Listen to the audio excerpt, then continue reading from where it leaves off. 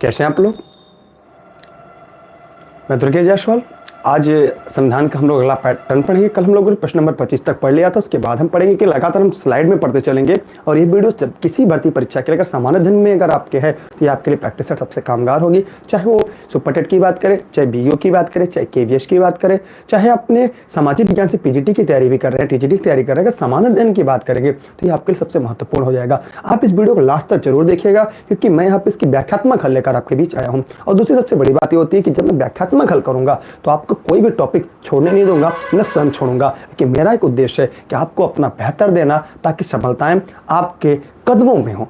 और उसी के लिए मैं लगातार प्रयासरत हूं, आप भी प्रयासरत रहिएगा। कल हम लोग प्रश्न नंबर 25 तक पढ़ा था, आज उसके आगे पढ़ेंगे और आप भी हमारा साथ दीजिएगा, ताकि हम लोग बेहतर परिणाम की तरह और जल्दी अग्रसर हो सके। चलिए एक एक करके हम आगे बढ़ते हैं। यहाँ पे प्रश्न जो था इसका जवाब आप लोग दे दीजिएगा। कल अगर आपने हमारी लाइव क्लास ली तो ठीक है, नहीं ली थी तो आज की क्लास में देख लीजिएगा। राष्ट्रपति द्वारा राज्यसभा के सदस्यों का नामांकन नियम किस देश के संविधान से लिया गया था? यह जवाब आप कमेंट बॉक्स में देते रहिएगा, तब तक हम लोग आगे बढ़ते हैं।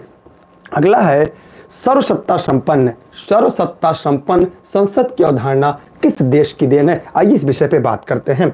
सर्वसत्ता संपन्न की अवधारणा किस देश की देन है? आप जल्दी जवाब दीजिएगा। हम भी आपके साथ हैं, हम भी मेहनत कर रहे हैं, आप भी मेहनत करिए।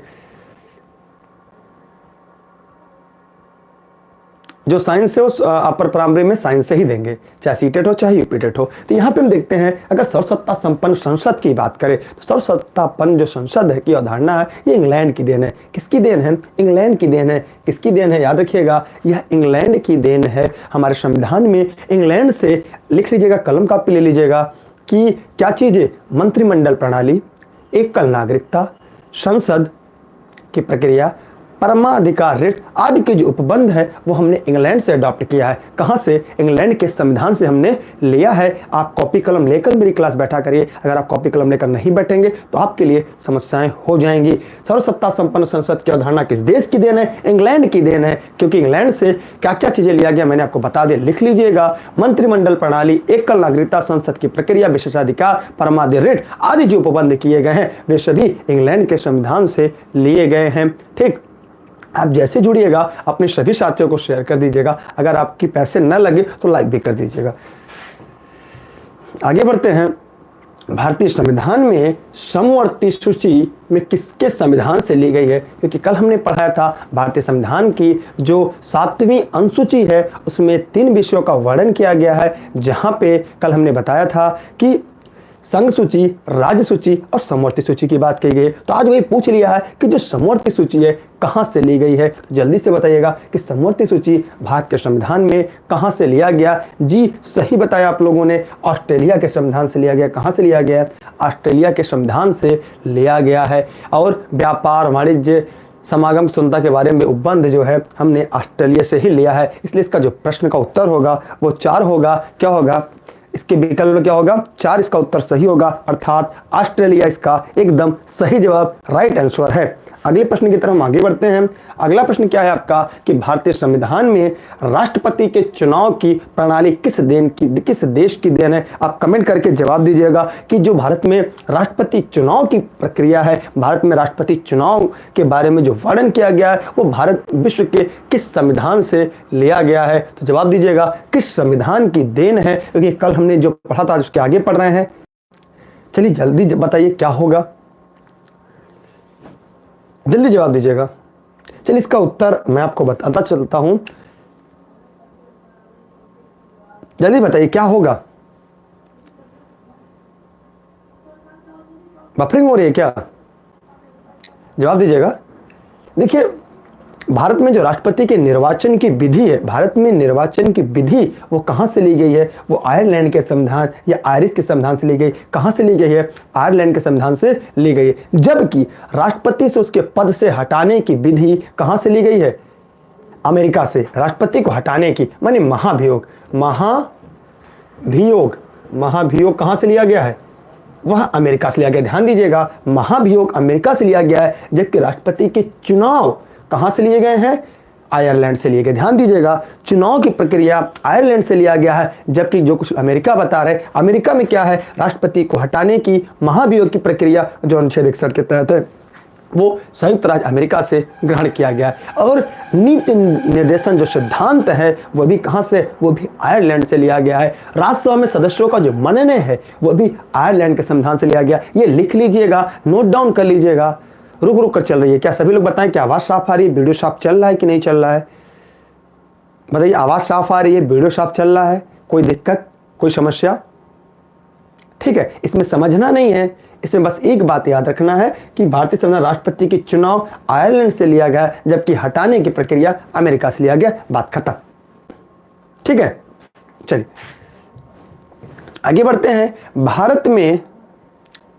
भारत में सरकार की संसदीय प्रणाली इसलिए है क्योंकि, भारत में सरकार की संसदीय प्रणाली इसलिए है क्योंकि, बताइए क्योंकि क्या? बताइए क्या है, क्यों? बताइए कारण क्या है, कहां से ली गई? आइए इसके बारे में 2 मिनट हम लोग बातें कर लेते हैं। कॉपी कलम लेकर बैठा करिए। भारत में सरकार की जो संसदीय प्रणाली है वो ब्रिटेन से ली गई। कहां से ली गई? ब्रिटेन से, क्योंकि यहां लोकसभा में मंत्रिपरिषद उत्तरदायी है। अनुच्छेद 79 के अनुसार, अनुच्छेद 79 मैंने पढ़ाया है, संसद है अनुच्छेद 79 में, सरल अनुच्छेद 79 संसद, अनुच्छेद 79 के अनुसार संघ की संसद होगी जिसके 3 अंग होंगे, राष्ट्रपति, लोकसभा और राज्यसभा। लोकसभा तथा राज्य विधानमंडलों की अधिकतम संख्या, न्यूनतम संख्या 42वें संविधान संशोधन 1976 के द्वारा तय कर दी गई है।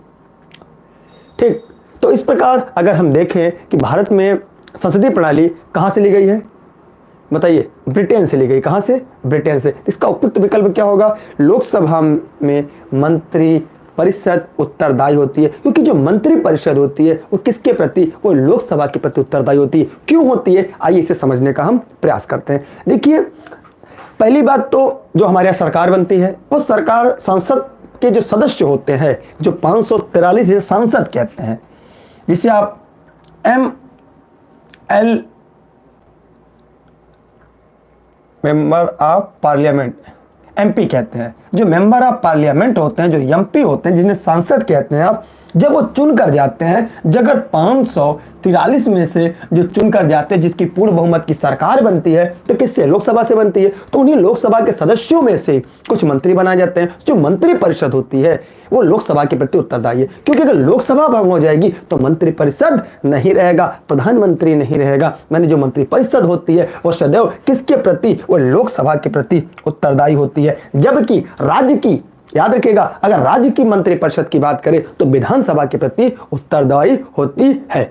2 बातें याद रखिएगा। एक बात यह कि लोकसभा जो मंत्रिपरिषद होती है लोकसभा के प्रति उत्तरदायी होती है, और ये मंत्रिपरिषद अगर राज्य की बात करेगा तो विधानसभा के प्रति उत्तरदायी होगी। इसलिए इसका विकल्प क्या होगा? डी सही उत्तर है। ठीक, आप जैसे जुड़िएगा अपने सभी साथियों को शेयर करिएगा। लाइक करने का पैसा लग रहा है मत करिएगा, फ्री में अगर हो रहा हो तो लाइक कर लीजिएगा। ठीक, आगे बढ़ते हैं। अगला आपके सामने आता है कि प्रस्तावना के अनुसार परम शक्ति किसके हाथों में होती है? ये मैंने पढ़ाया था, इसका उत्तर मुझे नहीं लगता अब आपका गलत होना चाहिए। किसी भी व्यक्ति का अगर मेरी पिछली क्लास लिया होगा तो नहीं होगा। बस खत्म हो जाएगा।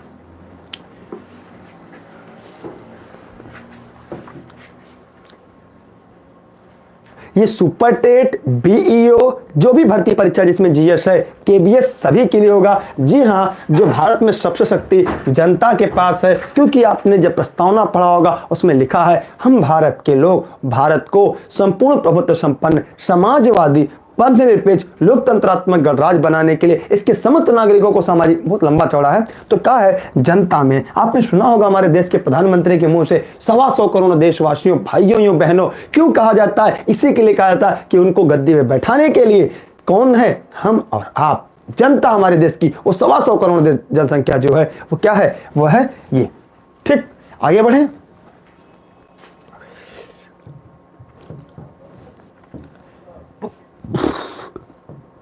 भारत के संविधान में संघीय शब्द का प्रयोग कहां पर हुआ है? मजेदार प्रश्न है, जवाब दीजिएगा।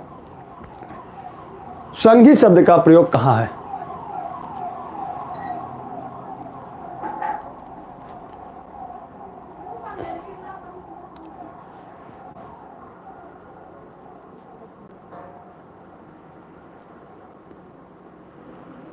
बताइए। सीटेट की बैच 1 फरवरी से, जल्दी जवाब दीजिए। संघी शब्द का प्रयोग कहां किया गया है? भाग 3 अनुच्छेद 368 प्रस्तावना। जी हां, संविधान में कहीं नहीं किया गया है। क्या ही नहीं कहा गया है? क्योंकि जो भारत के संविधान में कहीं भी फेडरल, इसे फेडरल कहते हैं, संघी को क्या कहते हैं? फेडरल, इसे संघी कहते हैं, अंग्रेजी में फेडरल होता है। कहीं भी फेडरल शब्द का प्रयोग नहीं किया गया है। ठीक है, कहीं भी फेडरल शब्द का प्रयोग नहीं किया गया है। और भारतीय संविधान के अनुच्छेद 1 में, अनुच्छेद 1 में मतलब यहां अगर अनुच्छेद रखा जाए तो अनुच्छेद 1 में सेक्शन ए माने उपखंड 1 में यह कहा गया है कि भारत अर्थात इंडिया राज्यों का संघ होगा। क्या कहा गया है? भारत अर्थात इंडिया राज्यों का संघ होगा। लेकिन संविधान की जो संरचना है वो परिसंघात्मक है, किंतु सीमित में संघ शब्द का प्रयोग किया गया, जिसकी अंग्रेजी होती है यूनियन होती है। क्या होती है? यूनियन होती है। क्या होती है? यूनियन होती है, फेडरल नहीं होती। अच्छा, फेडरल थोड़ा सा गलत हो गया, रुक जाइएगा। फेडरल,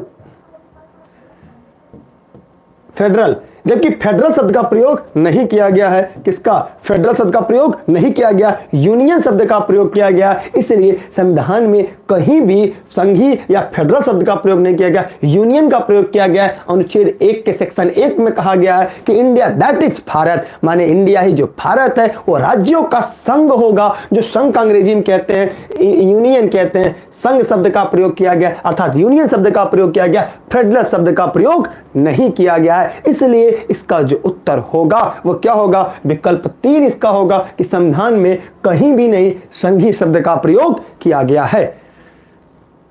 ठीक है, कॉन्सेप्ट क्लियर हुआ? अगर आप लोग इस वीडियो को शेयर करिएगा, मेरी एक रिक्वेस्ट आपसे है, और लास्ट तक देखिएगा वीडियो को। टाइम टेबल के लिए मैं टेलीग्राम पे डाल देता हूं, टेलीग्राम में इंस्टॉल करिएगा, सर्च करिएगा दुर्गेश सर बिना स्पेस दिए। ठीक, सुपर टेट में ये काम आएगा। सुपर टेट की रेगुलर क्लासेज आप पेड कर देंगे, 1 से 2 दिन के अंदर स्टार्ट हो जाएगी, क्योंकि मकर संक्रांति की वजह से टीचर थोड़ा सा व्यस्त है। अगले प्रश्न की तरफ बढ़ते हैं। निम्नलिखित में से कौन सी भारतीय संविधान की विशेषता नहीं है? तो आप बताइएगा कि इसमें निम्नलिखित में से कौन सी भारतीय संविधान की विशेषता नहीं है?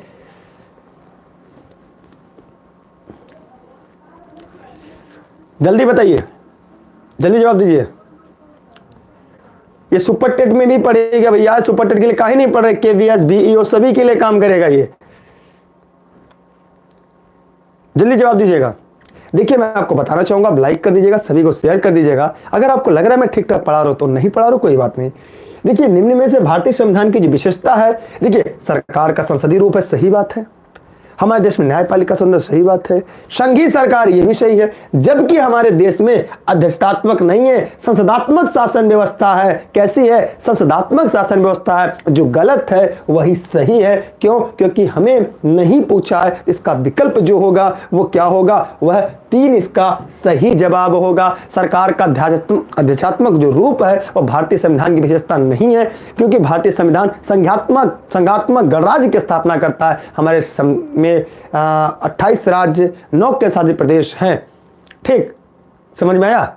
ये अमेरिकी संविधान में अध्यात्मक शासन व्यवस्था है, हमारे यहां नहीं है। आगे बढ़ रहे हैं हम लोग। आगे आपका है भारतीय संविधान कैसा है? बताइएगा, भारतीय संविधान कैसा है? जवाब दीजिएगा कि भारत का संविधान कैसा है? संघी है, अर्धसंघी, संघीवत, एकात्मक, राष्ट्रपति शासन प्रणाली, कैसी शासन व्यवस्था है? आप लोग शेयर करना ना भूलिएगा, लाइक करना ना भूलिएगा। कैसी व्यवस्था है बताइए, जल्दी जवाब दीजिएगा।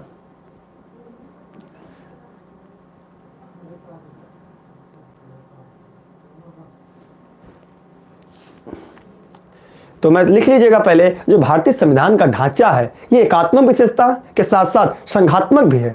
भारतीय संविधान न तो पूर्ण रूप से संघात्मक है और न ही एकात्मक है, अपितु ये दोनों का मिश्रण है, अर्थात ये अर्धसंघीय व्यवस्था है। क्या है? अर्धसंघीय व्यवस्था है। कहीं राष्ट्रपति है तो कहीं प्रधानमंत्री ज्यादा है। ठीक, इसलिए क्या होगा? इसका विकल्प 2 इसका सही होगा। आगे बढ़े। समझ में आ रहा है? चलिए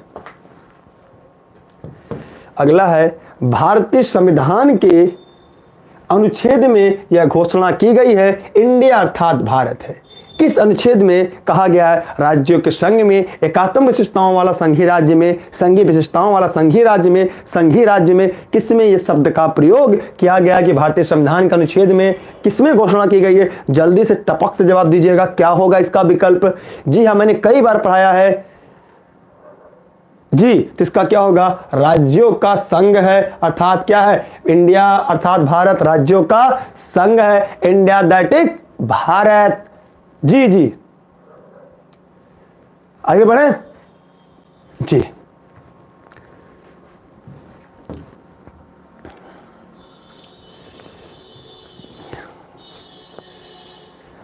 सामाजिक न्याय का क्या अर्थ है?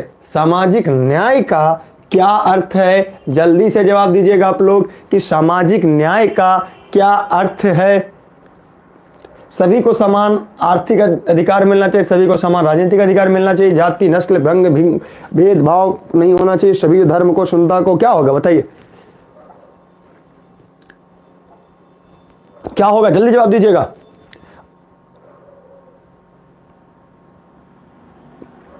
देखिएगा, सामाजिक न्याय दरअसल वैसे समाज का संगठन का स्थापित करने की अवधारणा है जो समानता, एकता, मूल्यों पर आधारित हो, साथ ही मानव सामाजिक जो मानवाधिकारों के मूल्यों को समझे, प्रत्येक मनुष्य की प्रतिष्ठा को भी पहचाने। सामाजिक न्याय कोई अलग बात नहीं है बल्कि समाज निर्माण की अभिन्न अंग है।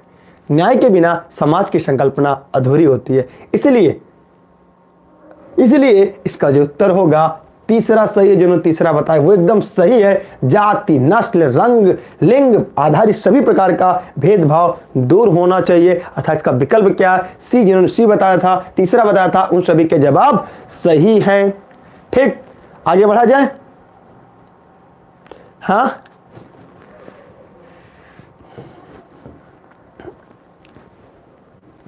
अगला प्रश्न आपके सामने है, भारतीय संविधान के किस अनुच्छेद को, देखिए मैंने कहा था किस अनुच्छेद को डॉक्टर भीमराव अंबेडकर जी ने भारतीय संविधान का हृदय एवं आत्मा कहा था? तो जल्दी जवाब दीजिएगा कि मैंने एक बात आपको कल स्पष्ट किया था कि जब तक अंबेडकर शब्द का प्रयोग नहीं करेगा, अनुच्छेद नहीं पूछा जाएगा, तब तक आप अनुच्छेद क्या होगा किसे कहा था? जल्दी जवाब दीजिएगा। मैंने पढ़ाया है, कल बताया था, कल की क्लास में मैंने बताया था।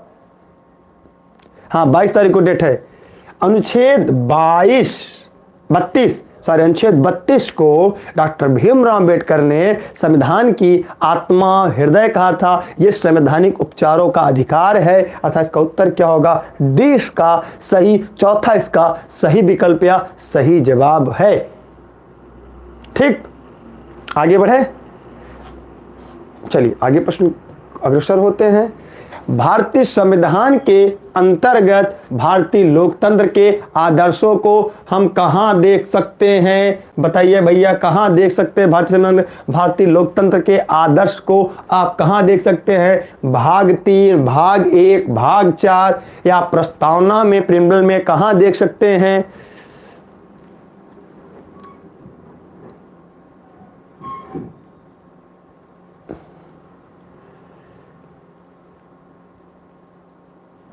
बहुत सही जवाब बता रहे हैं आप लोग, कुछ लोग 3, 4, 1।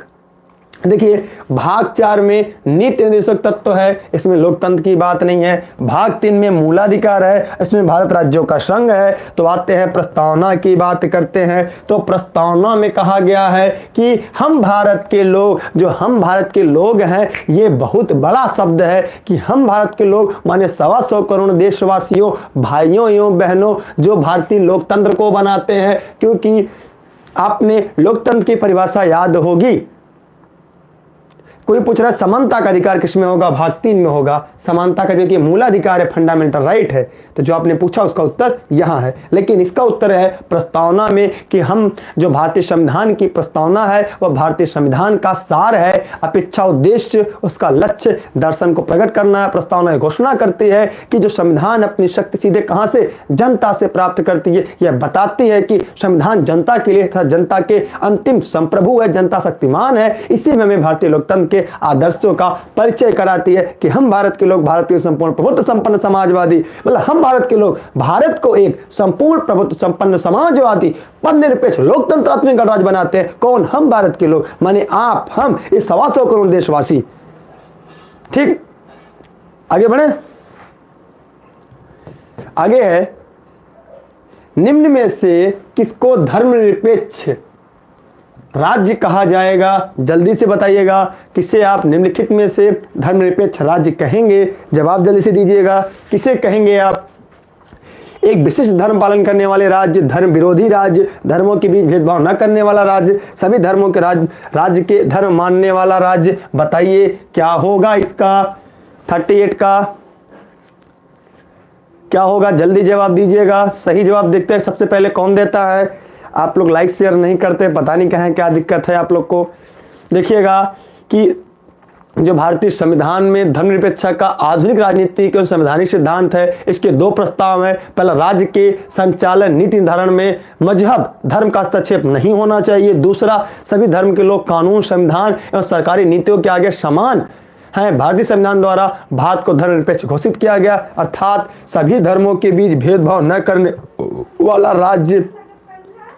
इसका उत्तर सी होगा। धर्मनिरपेक्ष आधुनिक राजनीतिक एवं संवैधानिक सिद्धांत है जिसके मूलतः 2 रूप होते हैं। एक होता है राज्य के संचालन एवं नीति निर्धारण में धर्म का कोई हस्तक्षेप, मजहब का कोई हस्तक्षेप नहीं होना चाहिए। सभी धर्म के लोग कानून, संविधान और सरकारी नीति के आगे समान है, इसलिए धर्मों के बीच भेदभाव न करने वाला राज्य धर्मनिरपेक्ष कहलाता है, पंथनिरपेक्ष कहलाता है, जिसे सेकुलर कहते हैं।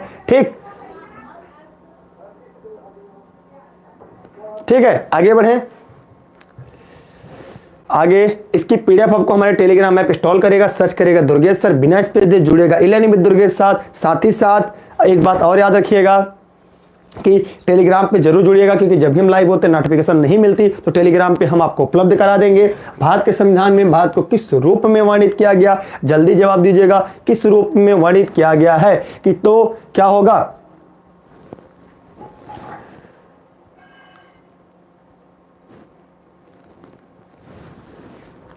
किस रूप में? परिसंघ, परिसंकल्प, एकात्मक राज्यों का संघ। तो क्या होगा 39 का? मैंने कई बार इसको बताया है, अब भी अगर आप गलत करेंगे तो फिर मूर्खतापूर्ण होगा। जी सही है, राज्यों का संघ होगा। क्या होगा? राज्यों का संघ। कहाँ का? संविधान 1 में कहा गया इंडिया दैट इज भारत के नाम से जाना जाता है। राज्यों का एक संघ होगा, भारत के स्वामित्व वाले क्षेत्र सभी राज्यों के भू क्षेत्र शामिल होगा। ठीक, तो इसका क्या होगा? डी अर्थात 4 इसका सही है। अगला, विधि का शासन। विधि का शासन की संकल्पना कहाँ की संवैधानिक प्रणाली की एक विशिष्टता है? बताइएगा। विधि का शासन, कानून का शासन कहाँ का है?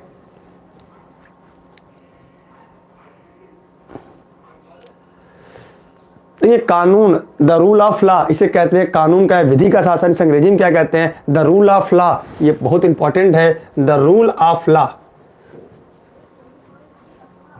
The rule of law, the rule of law. देखिए, कानून का शासन ब्रिटिश संविधान का एक महत्वपूर्ण पक्ष है। किसका? ब्रिटिश संविधान का एक महत्वपूर्ण पक्ष है। ठीक, सही है ना? आगे बढ़ते हैं। आधारित लोकतंत्र किससे संबंधित है? आधारित लोकतंत्र किससे संबंधित है? तो आप जवाब दीजिएगा कि आधारित लोकतंत्र किससे संबंधित है। जल्दी जवाब दीजिएगा।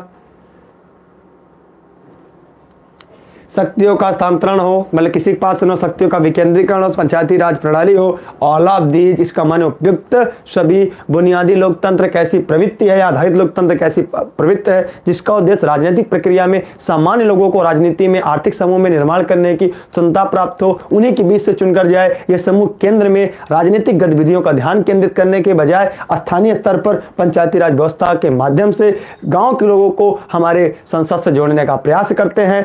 स्थानीय स्तर पर समाज या सामान्य लोगों की समस्याओं को ध्यान केंद्रित करते हैं। शक्तियों का विकेंद्रीकरण या हस्तांतरण तथा पंचायती राज प्रणाली का इसी प्रकार के आवश्यक तत्व हैं। इस प्रकार इसका जो उपयुक्त विकल्प होगा वो चौथा होगा, ऑल ऑफ दीज। शक्तियों का हस्तांतरण, शक्तियों का विकेंद्रीकरण, पंचायती राज प्रणाली, एक्सेट्रा।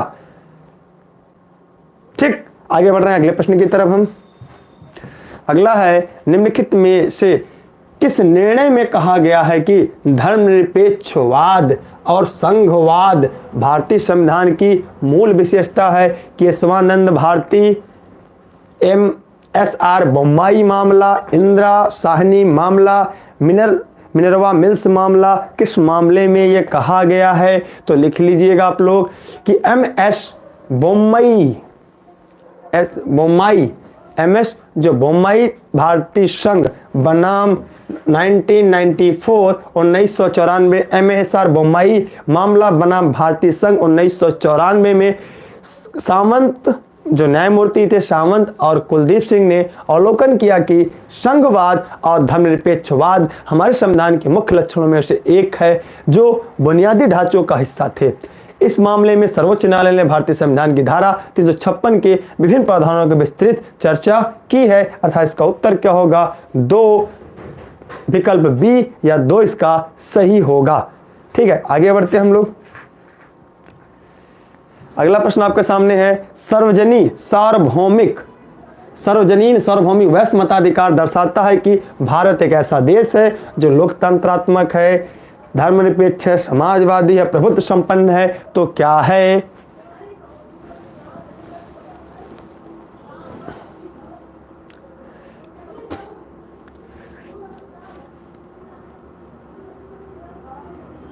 बताइए।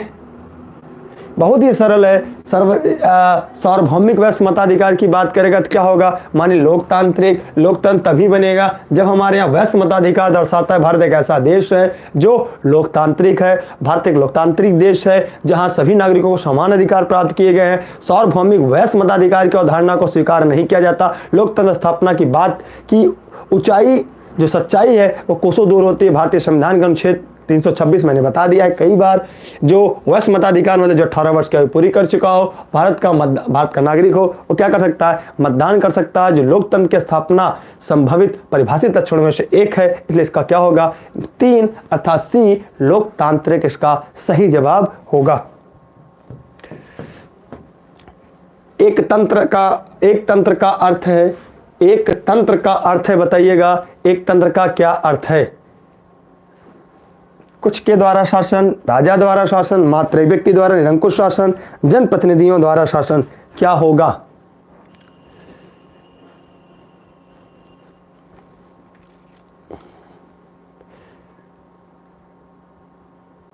देखिए, निरंकुशता सरकार की एक ऐसी प्रणाली है जिसमें सर्वशक्ति एक व्यक्ति के हाथों में निहित होती है, केंद्रित होती है, जिसका निर्णय न तो बाहरी हस्तक्षेप न बाहरी कानून का अधीन होता है न लोकतांत्रिक नियंत्रण के में होता है। यह एक अधिनायकवाद और सैन्य तानाशाही दोनों निरंकुशता के रूप में पहचाने जाते हैं, लेकिन एक तंत्र आवश्यक नहीं है। इसलिए इसका उत्तर क्या होगा? यहाँ पे मात्र एक व्यक्ति द्वारा निरंकुश शासन, इसका तीसरा सही है। सी सही, जो सी बताया उनके सही जवाब। आप लोग लाइक भी कर दीजिएगा और शेयर भी कर दीजिएगा। आगे बढ़ते हैं। संवैधानिक राजसी का अर्थ है, संवैधानिक राजसी का अर्थ है राजा द्वारा संविधान की रचना करना, राजा द्वारा संविधान को परिभाषित करना। क्या होगा बताइए, आप लोग पढ़ के बताइए।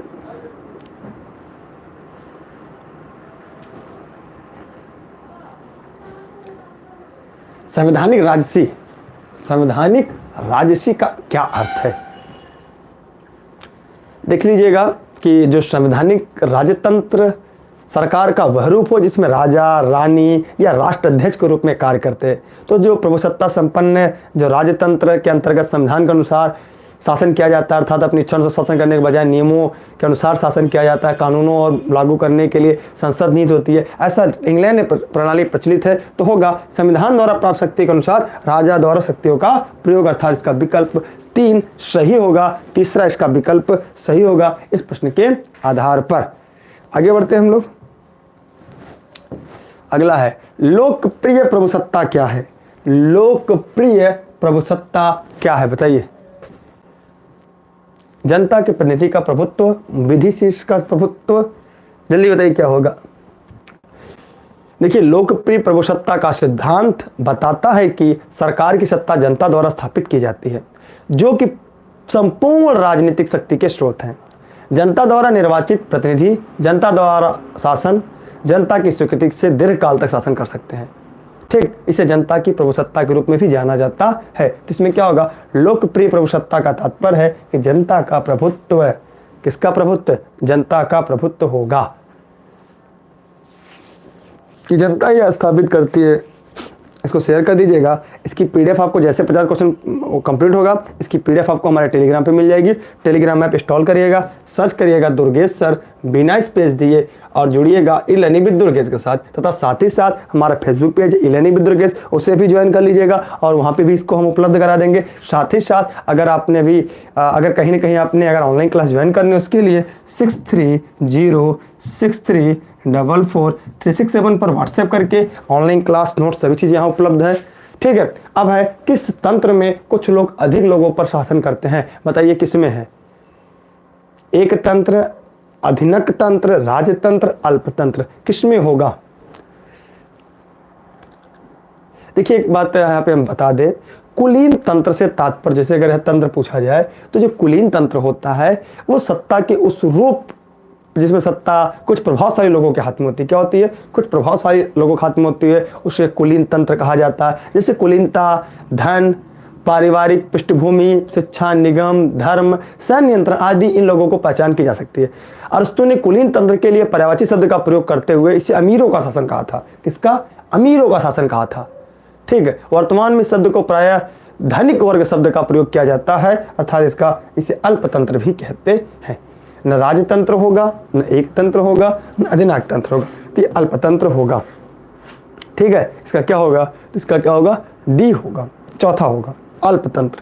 क्या होगा? अल्पतंत्र होगा। मतलब हाँ, ये धनी वर्ग का शासन होगा। फोन मत करिए, टेलीग्राम व्हाट्सएप करिए, आप इस नंबर फोन मत करिए, आप व्हाट्सएप करिए, क्योंकि फोन अकेला इंसान कितना उठाएगा। क्योंकि सबसे ज़्यादा फोन इसलिए नहीं करते क्योंकि क्लास ज्वाइन करनी है। सबसे ज़्यादा लोग फोन परेशान करने के लिए करते हैं। किसी का गोला गलत हो गया, किसी ने 2 बार व्यक्ति साइन नहीं किया, तो सबका ठीक है इन्होंने हम ही लोगों ने लेकर रखा है ना, इसलिए दिन भर कॉल करते हैं। उठाने वाला इंसान होगा ना, इसीलिए आप व्हाट्सएप करेंगे तो आपको रिप्लाई कर देंगे वो। क्योंकि अगर वही बता रहे हैं, किसी की अगर गाय भैंस चोरी हो जाएगी ना, वो भी इस नंबर फोन करके पूछेगा कि दुर्गेश सर भैंस कहाँ है, तो सामने वाले की इस बात से कोई मतलब नहीं है ना, अगला कॉल करके डिस्टर्ब करना है, इसीलिए कॉल नहीं उठ पाता। आप लोग व्हाट्सएप कर देंगे, आपको जानकारी मिल जाएगी। जबकि ऐसा लोग नहीं करना चाहिए कि सामने वाले को परेशान नहीं करना चाहिए। अगला है, सरकार के संसदीय रूप का विचार कहाँ से लिया है? बताइए, भारत का जो संसदीय है वो कहाँ से लिया गया है? तो मैं जल्दी से बताऊंगा, ये ब्रिटेन से लिया गया है। कहाँ से? ब्रिटेन से लिया गया है। भारत के संविधान केंद्र और राज्य दोनों प्रकार के स्तरों पर शासन करती है। संसदीय रूप का प्रावधान किया गया, यह ब्रिटेन से लिया गया है। इसे ग्रेट ब्रिटेन के संविधान से लिया गया है। संसदीय सरकार की ब्रिटिश संसदीय सरकार का मॉडल उत्तरदायी सरकार है, तो यही है। जबकि केंद्रीय सरकार के रूप में जाना जाता है जापान, कनाडा अन्य देशों से प्रचलित भी है। ठीक,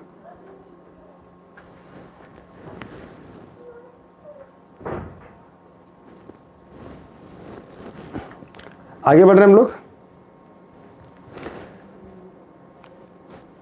लोकतांत्रिक संस्थाओं के विकास के लिए कौन सा कारक आवश्यक है? बताइए, लोकतांत्रिक संस्थाओं के विकास के लिए कौन सा कारक आवश्यक है?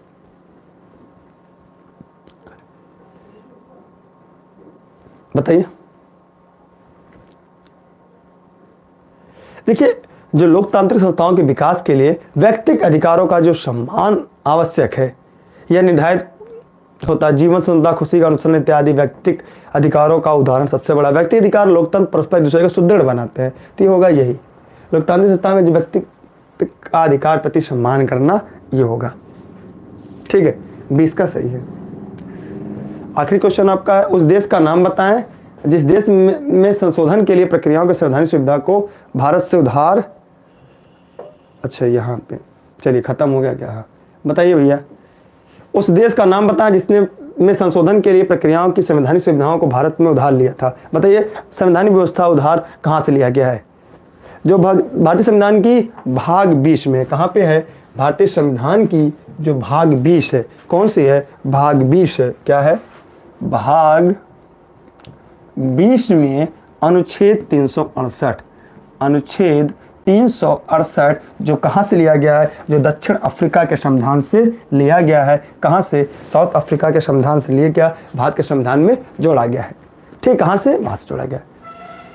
इसके अलावा भी दक्षिण अफ्रीका क्या के लिए राज्यसभा के सदस्यों के जो अप्रत्यक्ष चुनाव के प्रावधान को भी दक्षिण अफ्रीका के संविधान से लिया गया है। इस प्रकार आज की सीरीज आपकी 50 प्रश्न की पूरी कंप्लीट होती है। आज आपकी 2 क्लासेज हो चुकी हैं और इसके बाद अगली क्लासेज आपको 10:30 11 बजे से अगली क्लास आपकी लगेगी, तो उसकी सूचना हम आपको उपलब्ध करा देंगे। अन्य कोई समस्या हो, अगर कोई जानकारी चाहिए तो आपका मोस्ट वेलकम है। और साथ ही साथ आपको यदि ऑनलाइन क्लासेज जोड़ना है उसके लिए 6306344367 पर आप व्हाट्सएप करिएगा, कॉल करिएगा मत, पहले व्हाट्सएप करिएगा, वहाँ पे आपको जानकारी मिल जाएगी। अगर आपको ज्वाइन करना है तो ठीक है, नहीं कोई बात नहीं, आप कहीं भी और ज्वाइन कर सकते हैं। रात की जो क्लासेस फ्री चल रही प्रैक्टिस सेट का दौर ये लगातार चलता रहेगा और हफ्ते में 2 दिन हम करंट की क्लास लेकर रहेंगे। हफ्ते में 2 से दिन और 5 दिन हम जीएस की क्लासेज आपके लिए लेकर आएंगे। ठीक है, सुपर टेडी क्लास स्टार्ट है, अगर आप ज्वाइन करना चाहें तो आपका मोस्ट वेलकम है। अभी थोड़ी घोड़ा जो है उसकी रफ्तार थोड़ी स्लो है, कुछ दिन बाद तेज हो जाएगी क्योंकि अभी छुट्टियां का दौर है, इसी वजह से संख्या थोड़ी सी अध्यापकों की संख्या कम है। कि 1 से 2 दिन के बाद आपकी संख्या मेंटेन हो जाएगी और स्पीड के साथ आपकी क्लासेस चलना शुरू हो जाएंगी। पहले आओ पहले पाओ की नीति यहाँ पे रहेगी, क्योंकि जो क्लासेस चल चुकी रहेंगी वहाँ पे आपको दोहराना पड़ेगा, समस्याएं झेलना पड़ेगा। इस प्रकार अभी से आप अपना मेहनत शुरू कर देंगे तो आपके लिए बेहतर होगा। बाकी आप खुद समझदार हैं, आपको मेरी तरफ से अग्रिम शुभकामनाएं परीक्षा की। अगर आपको वीडियो बेहतर लगे तो लाइक करिएगा, शेयर करिएगा, नहीं लगेगा इस चैनल को छोड़कर वहां पढ़िएगा जहां से आपकी जिंदगी का बेहतर निर्माण हो, क्योंकि आपको आपकी कैरियर सबसे बहुत बड़ी बात है। इसलिए अपने कैरियर को ध्यान दीजिएगा, जहां भी आपको बेहतर पढ़ाए, जो भी जीएस बेहतर पढ़ाए वहां पे आप अपना दाखिला लीजिएगा, चाहे जिस संस्थान में। मैं अपनी बात नहीं कर रहा हूं, जहां पे आपको बेस्ट लगे वहां पढ़िएगा। इलानी दुर्गेश के पास जरूरी नहीं है। ठीक है, चलिए इसी के साथ आप सभी को काल से क्या मतलब, आपको ऑनलाइन क्लास ज्वाइन करना, उनको मैसेज छोड़िए, मैसेज में आपको विधि पढ़ा है उस विधि से क्लास ज्वाइन करिए। काल से, क्योंकि कॉल इसलिए नहीं उठाता कि कॉल करने वाले जो इंसान उनसे सुबह से लेकर रात तक, सुबह 4 बजे भोर में कॉल करेंगे, रात के 3 बजे तक। उनको बस एक प्रॉब्लम है, उनकी OMR गलत हो गई है, वो मास्टर बनने जा रहे थे, उनको साइन नहीं पता कहाँ करनी थी। इस तरह गलतियों को लेकर लोग फोन करते हैं, उठाने वाला इंसान होता है।